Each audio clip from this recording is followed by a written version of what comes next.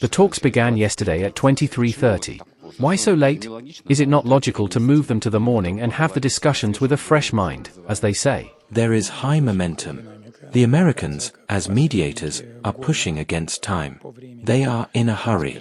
It's understandable.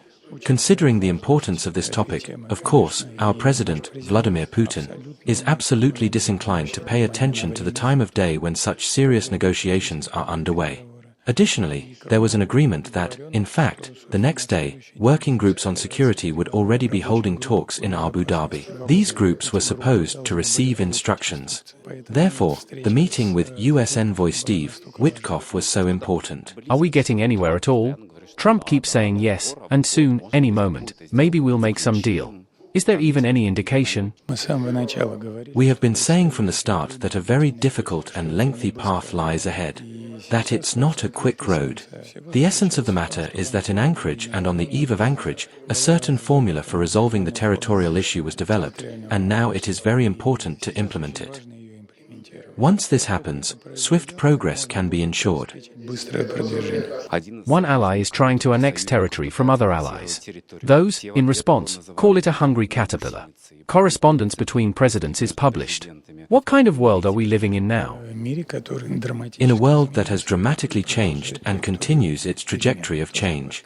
What you said, I would start from the end, publication of correspondence. You know, what's very interesting is that all Europeans literally rose up in arms when Trump published his correspondence with Macron. But when Macron published a conversation with Putin, no one reacted.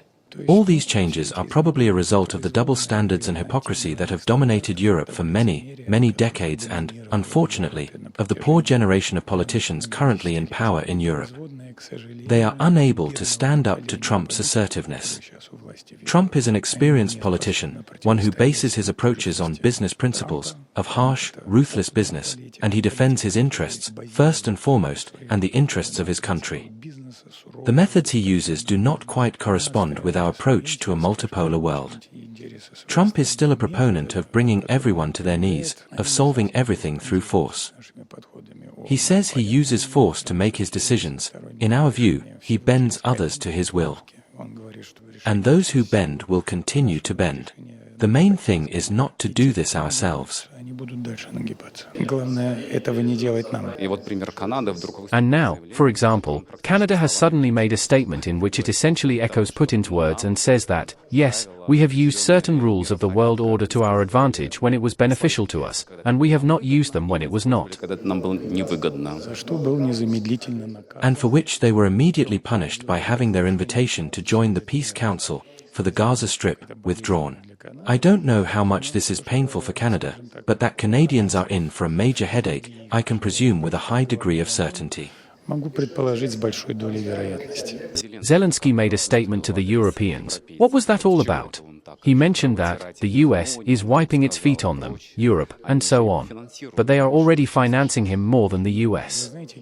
You know, the Kiev regime is ready to bite the feeding hand and the giving hand, bite anyone. I am already thinking about what they could say to Trump. And it all comes down to the fact that Europe is now critically dependent on American energy, having shut the door on Russian energy. Indeed, having gotten rid of the ephemeral dependency on Russia, they have now found themselves dependent on the USA. Because dependency on Russia was ephemeral, it was mutual dependency. We, as sellers, depended on them, they depended on us as buyers. Meanwhile, we operated under tough global competition. And now, having consciously given up one of the world's main sellers, they have become dependent on another main global seller, which dictates the terms. You fall into a trap, but others build that trap for you. It's something else, they made this themselves with their own hands. Politicians, as the saying goes, know to never say never, and what they seem to have done to themselves, is this some sort of negative selection? Why are they like this? Unfortunately, it's a degeneration of politicians in power. This affects the entire system of international relations. Yes, they are incompetent. How can we discuss anything with European Commission Vice President, Kaja Kallas? After all, we will never discuss anything with her, nor will the Americans, and that is obvious. What can be done? We just have to wait for her to leave. Or, in light of everything that is happening, the EU leadership. Name anyone you like, but there are no political visionaries there, so to speak. They are some functionaries, illiterate, incompetent, unable to look into the future and unable to understand today's coordinate system. After all, they constantly talk now about some protection from Russia and China. And is there not a danger that at some point the whole story of the supposed annexation of Greenland will lead to all this energy being directed against us, and they will all then turn against us? This all needs to be deeply analyzed. We do not yet know what deal will be executed regarding Greenland. News came after President Trump's meeting with Mr. Mark Rutte. But if you ask yourself what relation does the NATO Secretary-General have to Denmark or Greenland, you will likely not have an answer. None. And how could Mr. Rutte decide the fate of the Danish kingdom? It's also unclear. Many strange things are happening. Then, you will need to analyze the United States plans to create a golden dome, what kind of dome it will be, and against which threats it will be directed. I have no doubt that our military will be closely monitoring and analyzing these plans. Probably not everyone here understands that Greenland, being at the North Pole, practically borders with us. Everyone thinks it's somewhere very far away. Of course. It's a strategic location from the perspective of strategic security, and of course, I do not want to say who might threaten Greenland, but its significance in terms of strategic stability and security is undeniable.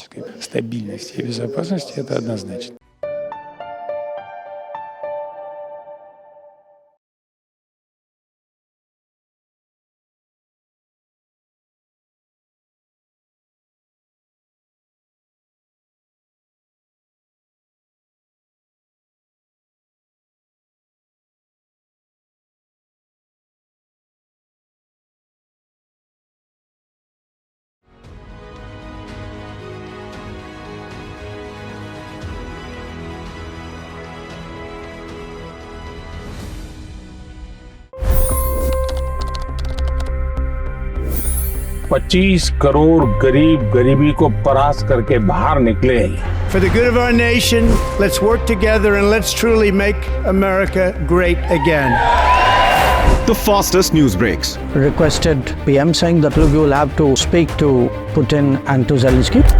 The biggest news makers. The relationship with India is probably the most important bilateral relationship the US will have for the rest of this century. The capital delivered quite an election result today. Expert analysis. The million-dollar question today is how to stop this dance of death. Ground reports. I'm standing at the crossroad of the Kumbh Mela. Behind me are more than 100 entry guards.